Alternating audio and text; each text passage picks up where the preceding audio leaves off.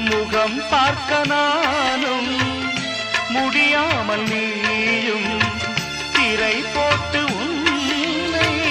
மறைத்தாலே பாவம் ஒரு முறையேனும் திருமுகம் காண